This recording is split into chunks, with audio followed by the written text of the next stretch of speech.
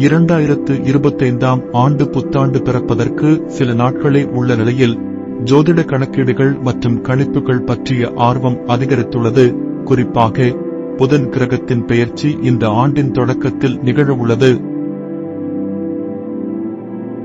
புதன் பெயர்ச்சியின் பொதுவான தாக்கங்கள்: மனம் மற்றும் தகவல் தொடர்பு. புதன் கிரகம் சிந்தனை, தகவல் தொடர்பு, வணிகம் மற்றும் கல்வி ஆகியவற்றை குறிக்கிறது.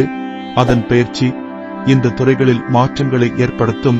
சிலருக்கு புதிய யோசனைகள் கிடைக்கலாம், மற்றவர்களுக்கு தகவல் தொடர்பு சார்ந்த சவால்கள் எழலாம். வணிகம் மற்றும் வர்த்தகம் செய்பவர்களுக்கு புதன் பெயர்ச்சி புதிய வாய்ப்புகள் மற்றும் சவால்களை கொண்டு வரலாம். மாணவர்களுக்கு கல்வியில் புதிய அத்தியாயம் தொடங்கலாம், புதிய பாடங்களை கற்க வேண்டியிருக்கலாம் அல்லது படிப்பு தொடர்பான பயணங்கள் மேற்கொள்ள வேண்டியிருக்கலாம். தொழில் ரீதியாக புதன் பெயர்ச்சி புதிய பொறுப்புகள் அல்லது பணி மாற்றங்களை கொண்டு வரலாம். சிம்மம், 5ஆம் இடத்தில் புதன் பெயர்ச்சியாகும் என்பதால் காதல், திருமணம், குழந்தைகள் தொடர்பான விஷயங்களில் நல்ல பலன்கள் கிடைக்கும்.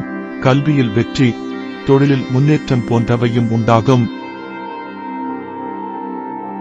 துலாம், 3ஆம் இடத்தில் புதன் பெயர்ச்சியாகும் என்பதால் தைரியம், துணிச்சல் அதிகரிக்கும். புதிய திட்டங்களை செயல்படுத்த ஏற்ற காலம்.